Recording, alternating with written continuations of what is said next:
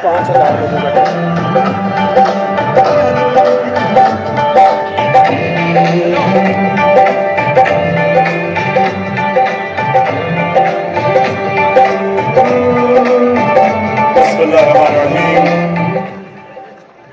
बिस्मिल्लाहिर्रहमानिर्रहीम। इय्याका नअबुदु व इय्याका नस्तईन।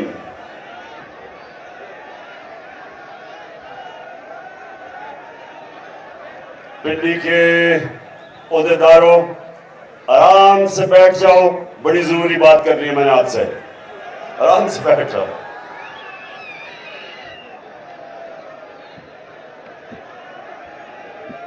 देखिए पिंडी, जो 25 मई को, थोड़ी खामोशी, 25 मई को जो मैं जिस तरह का अवाम का समुंदर पिंडी से आना था वो नहीं आया।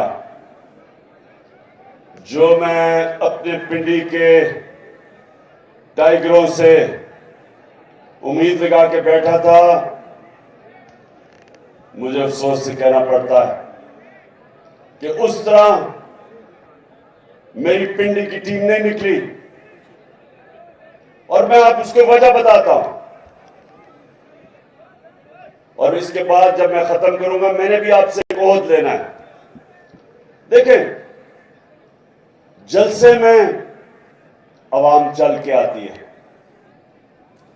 जलसे में तंजीम का बड़ा कम काम होता है। अगर अवाम के अंदर आपकी जमात की मकबूलियत हो तो जब जलसे का ऐलान होता है अवाम चल के जाती है। वो और बात है कि इनकी जितनी भी पार्टीज हैं, ये जो मर्जी, ये इनको कीमे के नान खिलाने पड़ते हैं जलसे पे लोगों को बुलाने के लिए। बल्कि उधर सिंध के अंदर तो पैसे देते हैं जलसों पे आने के लिए। तो हमें अल्लाह ने इज्जत दिया हमारी पार्टी को कि उसने लोगों के दिलों में डाला है कि ये वो जमात है जो इंशाअल्लाह पाकिस्तान में एक इंसाफ का निजाम लेके आएगी। इसलिए लोग आते हैं। लेकिन पिंडी और जो सारे इर्द गिर्द के मेरे जो ओहदेदार हो, ये समझ जाओ एक चीज कि जब आप मुजाहरा करते हैं, जब प्रोटेस्ट करते हैं, तो उसके लिए तंजीमों को, लोगों को निकालना पड़ता है। उस पर लोग खुद नहीं आते। और इसीलिए मैंने अब जो मेरी प्लानिंग है मार्च की इस्लामाबाद, ये मैंने बड़ा इसकी एक एक पहलू सोच समझ के मैं प्लान किया है। हर चीज का उनको तो मैं जानता हूं जो राना सनाउल्लाह और शहबाज शरीफ टाइप लोग हैं, इनको तो मैं बड़ी देर से 30-40 साल से जानता हूं। जो बुज़दिल लोग होते हैं, ये याद रखें, मेरी तहरीक इंसाफ के नौजवानों, एक चीज याद रखो, जितना बुज़दिल आदमी होता है उतना जालिम होता है। जालिम ही बुज़दिल होता है। दिलेर लोग जुल्म नहीं करते क्योंकि उनको एतमाद होता है अपने ऊपर।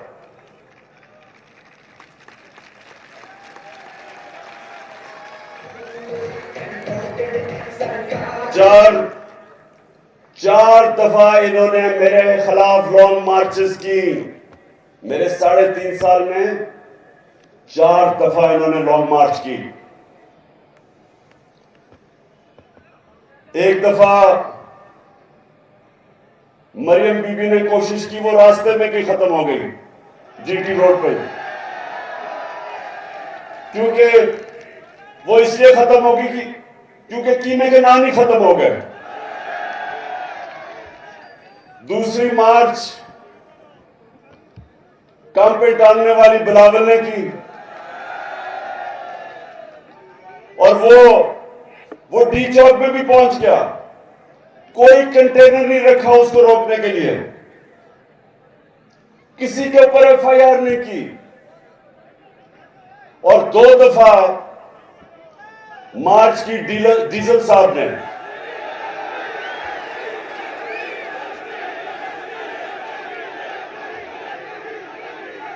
डीजल के परमिट पे पलने वाले ने 2 दफा मार्च की। पूछे, पुलिस है या पुलिस पिंडी की भी है, इस्लामाबाद की, पूछे कोई हमने उनको रोकने की कोशिश की? बल्कि मैंने तो डीजल साहब को कहा कि अगर खाने पीने की जरूरत है हम वो पहुंचा देंगे आपके पास, क्योंकि पिंडी हमें किसी से खौफ नहीं, क्योंकि अवाम हमारे साथ है, हमें किसी से डर नहीं है। लेकिन इनको हमारे से डर है। जब भी मैं मार्च का नाम लेता हूं तो काम पे टांगनी शुरू हो जाती है। अब इनको नहीं पता कि मैंने क्या करना है, और मेरी टीम को भी नहीं मैंने बताया मैंने क्या करना है, क्योंकि मुझे मसला यह है कि हमारी हर जगह फोन टैप, टेलीफोन टैप, घर टैप, नौकरों को भी इन्होंने खरीदने की कोशिश की। अभी तो वो ऑडियो टेप निकल रही है कि प्राइम मिनिस्टर के ऑफिस में वो भी टैप हो रहा था। मैं अपनी एजेंसी से पूछता हूं कि क्या तुम्हारा यह काम रह गया है कि अपने ऊपर लोगों के ऊपर जासूसी करो?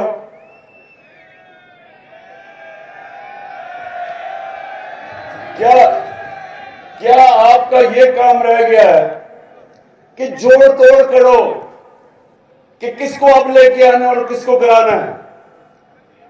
क्या आपको कोई फिक्र मुल्क की है या नहीं है कि चोरों को ऊपर लाके बिठा दिया हमारे? कोई आपको फिक्र है कि जो पाकिस्तान का को तबाही की तरफ लेके जा रही है सारे डाकू मिलके? क्या ये काम रह गया कि जी टेलीफोन टैप करके पता चलाओ जरा इमरान खान क्या कह रहा है या आजम खान से क्या बात कर रहा है? जब वो प्राइम मिनिस्टर था, घर के फोन टैप कर रहे हैं, लोगों को डरा धमका रहे हैं। कभी इनको पकड़ लेते हैं सोशल मीडिया को, लोगों की जी तुमने ये क्या कह दिया, लोगों को टेलीफोन कर करके धमकियां देते हैं। मीडिया के ऊपर पूरा क्रैकडाउन किया हुआ है। मैं वो ह्यूमन राइट्स वाले लोगों से पूछता हूं कि किधर छुप गए हो आप? नजर नहीं आ रहा कि पाकिस्तान में आजादी राय का गला गूंदा जा रहा है? हमारे जमाने में तो शोर मच जाता था जी ओहो इमरान खान क्या कर रहा है। एक टीवी चैनल बताओ जो हमने बंद करने की कोशिश की? बताओ किसको हमने धमकी दी?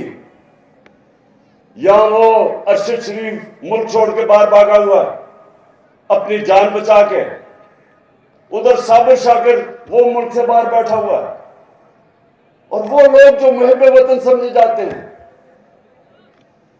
बड़े बड़े अच्छे नाम, ओ इमरान रियाज को पकड़ के जेल में डाल दिया सिर्फ इसलिए कि जनाब आप इमरान खान की हिमायत कर रहे हैं। ये भी कभी हुआ पाकिस्तान में? और सिर्फ ये कोशिश कर रहे हैं कि किसी तरह हम इन चोरों को मान जाएं जो 30 साल से मुल्क को लूट रहे हैं। ये चाह रहे हैं कि हमें डरा धमका के किसी तरह इनको कबूल करवा लें। ये सुन लो, ये जो भी ये कोशिश कर रहे हो, ये चोरों डाकू और इनके हैंडलर, सुन लो, ये कौम नहीं तुम्हारी बात सुनने लगी, जो इनके साथ लगेगा। जो भी कुछ कहेगा कोई तो मान लेंगे हम कोई गुलाम तो नहीं, हम कोई गुलाम तो नहीं। मैं ये फिर से हैंडलर्स को बता रहा हूं कि जितनी मर्जी आप कोशिश कर लें, आप अपने आप को बदनाम करेंगे। कौम नहीं जाने लगी इन डाकुओं के साथ। कौम इनका मुकाबला करेगी और इंशाल्लाह ये जो कप्तान का प्लान बना हुआ है मार्च का, ये मार्च, ये जो मर्जी प्लानिंग कर ले, प्लानिंग जो मैं कर रहा हूं इंशाल्लाह पिंडी, अभी मैं दाब के ऊपर भी आता हूं, इंशाल्लाह जो हम प्लानिंग कर रहे हैं, हमें पता है इन्होंने क्या करना है, इनको नहीं पता हमने क्या करना है।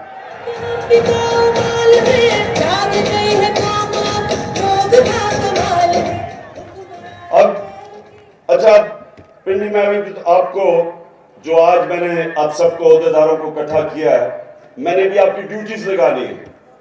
उससे पहले आपने देखा होगा कि पहले जो इस मुल्क का बड़ा फ्रॉड, जब नैब ने उसको बुला के पूछा, मुल्क का फाइनेंस मिनिस्टर था कि जनाब आपकी 2012 में 80 लाख आपके असासे थे और 4 साल के बाद वो 80 करोड़ पे पहुंच गए, तो आपके पास पैसा आया किधर से? जब ये सवाल पूछा, उसने प्राइम मिनिस्टर के जहाज में बैठ के तो मुल्क से बाहर भाग गया। अच्छा, ये कमाल चीज ये है पिंडी, जरा ये सुने में, कमाल चीज ये है कि दार यहां से भागता है तो वो लंदन, उसके बेटे वो लंदन, नवाज शरीफ भागता है वो लंदन, उसके बेटे वो लंदन, शहबाज शरीफ उसके दोनों बेटे लंदन, और अब मरियम ने बड़ी दुख भरी कहानी सुना के तो वो भी लंदन। मुझे जरा ये बताएं पिंडी में, शायद मुझे इस चीज की समझ नहीं आ रही, क्या इनकी कोई बरतानिया की मलिका से कोई रिश्तेदारी तो नहीं? मैं तो समझा था ये ग्वाल मंडी में पैदा हुए हैं, लगता है कि ये लंदन में सारी फैमिली पैदा हुई है।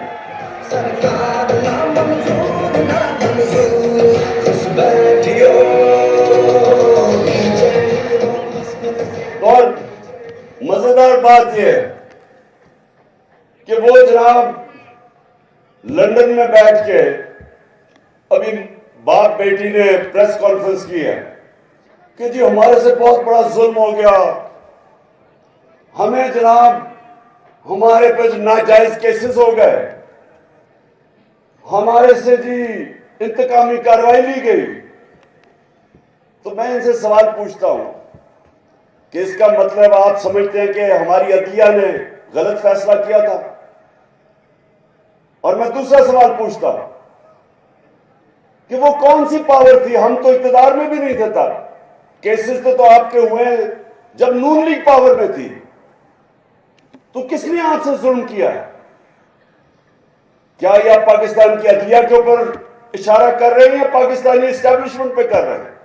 हम तो पावर में नहीं थे। तो दोनों बाप बेटी बैठ के रोना धोना कर रहे हैं।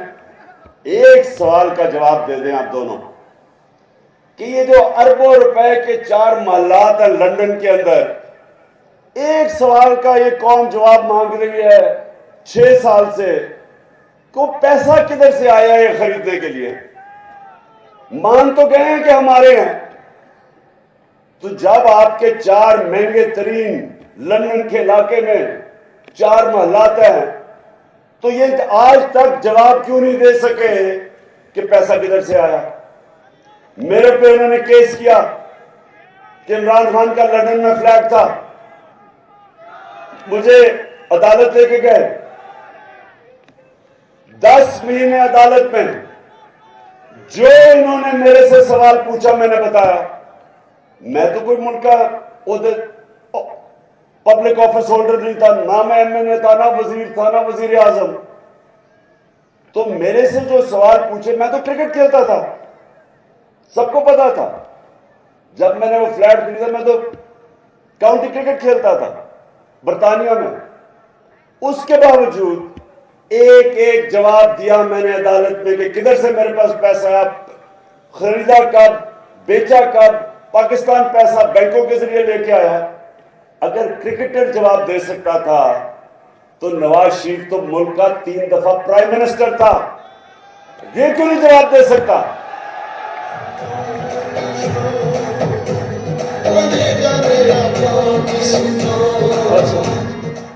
अच्छा तो आप वहां बैठ के ओहो बड़ा जुल्म हो गया तुम्हारे से, और कह रही है कि मैं बेकसूर, क्योंकि अदालत में मैं बरी होगी, मैं बेकसूर हूं। बीबी वो तो अभी जरदारी भी बरी होने वाला है, कानून तो आपने बनाए हैं, इसमें तो किसी ने पकड़ा ही नहीं जाना। इसका मतलब आसिफ जरदारी, जिसको 2 दफा इन्होंने जेल में डाला था नवाज शरीफ ने, तब तो बड़ा करप्ट आदमी था, तो अब वो बरी होगा तो वो बेकसूर हो जाएगा, इसका मतलब गलत जेल में डाला था। बरी होना पाकिस्तान में, सुन लो पिंडी, और इसलिए मैं आपको मार्च की तैयारी क्यों करवा रहा हूं।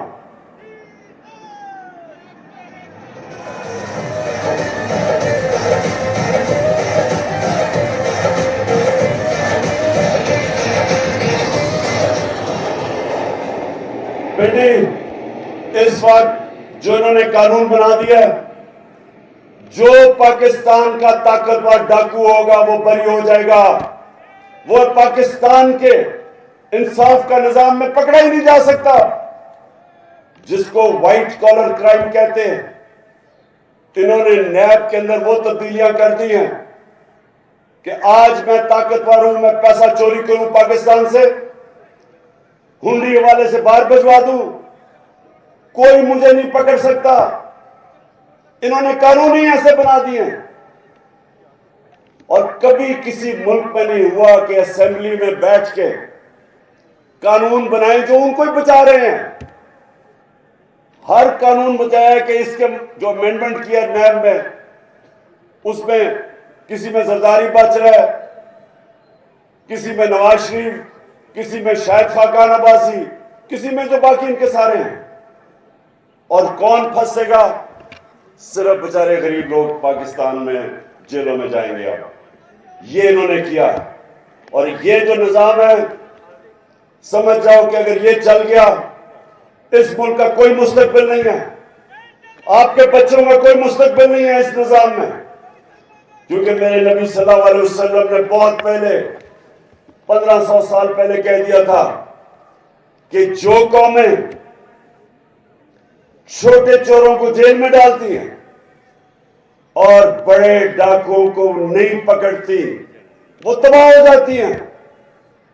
ये मेरे नबी ने 1500 साल पहले कहा था कि जो कौमें कानून नहीं कायम कर सकती, इंसाफ नहीं कर सकती, जेल जिस कौम में सिर्फ गरीब लोगों से भरे हों और ताकतवर डाकू सारे लंदन में बैठ के याशियां करें और मुल्क में वापस आए, हुकूमत करें, लूटे और फिर बार बार जाएं, उस मुल्क का कोई मुस्तकबिल नहीं है। इसलिए मैं अपनी सारी कौम को तैयार कर रहा हूं कि ये जो अब हम मार्च करेंगे, ये इंशाल्लाह पाकिस्तान की तारीख की सबसे बड़ी, पाकिस्तान की तारीख की प्रोटेस्ट मार्च होने वाली है। ये हम अपने आइन और कानून के बीच में रहेंगे। हमारा हक है पुरअमन एहतजाज, पुरअमन एहतजाज होगा, और इंशाअल्लाह ये जो इस बारी हम इस्लामाबाद की तरफ आएंगे, राना सनाला, तुम और शहबाज शरीफ उल्टे भी लटक जाओ, कुछ नहीं कर सकोगे। अच्छा, अब पिंडी, अब सब ओहदेदार हैं, अभी मैं आपसे हल्फ लूंगा, लेकिन उससे पहले मैं आपकी सारी पिंडी की क़यादत को कहना चाहता हूं कि आपने हर ओहदेदार को पैम्फलेट्स देनी है हकीकी आजादी की, और ये जो पैम्फलेट्स हैं, ये आपने डोर टू डोर जाना है। आप सबने मेरे से वादा करना है कि आपने हर यूनियन काउंसिल में एक घर नहीं जो आपने नहीं छोड़ना, घरों में जाके अपने पैम्फलेट बांधनी है और आपने वहां लोगों को बताना है कि ये हम अपने मुल्क के मुस्तकबिल की पॉलिटिक्स नहीं कर रहे हैं, जहाद कर रहे हैं, मुल्क को आजाद करने की जहाद कर रहे हैं। तो आपने सबने मेरे से वादा करना है कि अब से लेके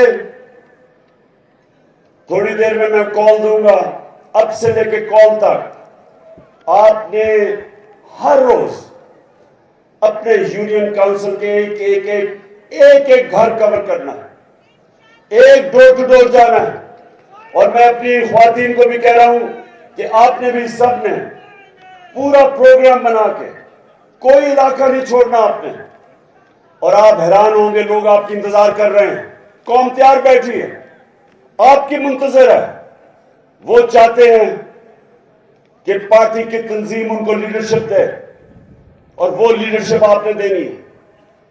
और मैं अपने सारे एमपीज को, एमएनएस को, आपने सिर्फ और सिर्फ अब पिंडी में रहना है और आपने लीड करना सबको। लीडरशिप का काम है, मेरे एमएनएस और एमपीज आपका काम है कि पूरा पिंडी और इसके जितने भी इलाके हैं, सारे जो यूनियन काउंसिल सब कवर करने हैं आपने। मैं अपने ऑफिस से, चेयरमैन के ऑफिस से मैं हर रोज मॉनिटर करूंगा कि किसकी क्या परफॉर्मेंस है। जो परफॉर्म करेगा वो इस पार्टी में ऊपर आएगा, जो परफॉर्म नहीं करेगा, जो इस बार परफॉर्म नहीं करेगा, मुझे ये ना कहना कि जी मेरे से ज्यादती होगी जब टिकट देने का वक्त आएगा। मैं फिर से कह दूं, ये पॉलिटिक्स नहीं हो रही, ये आपके मुल्क के लिए जहाद लड़ी जा रही है। और मैं सारे फिर से अपने आमिर क्यानी, आपकी ड्यूटी है, आपसे मैं हर रोज पूछूंगा कि कितना एरिया कवर किया आपने, क्योंकि वो वक्त अब बड़ा करीब है जब मैं अनाउंस करने लगा हूं। और उससे पहले मैं आपकी तैयारी पूरी देखना चाहता हूं।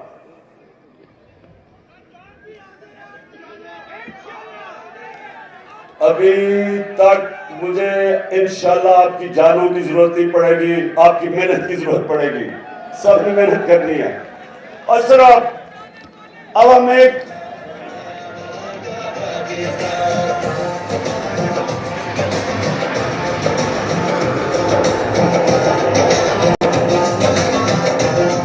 लिख लिया, जितनी भाई करेंगे हल पाएंगे।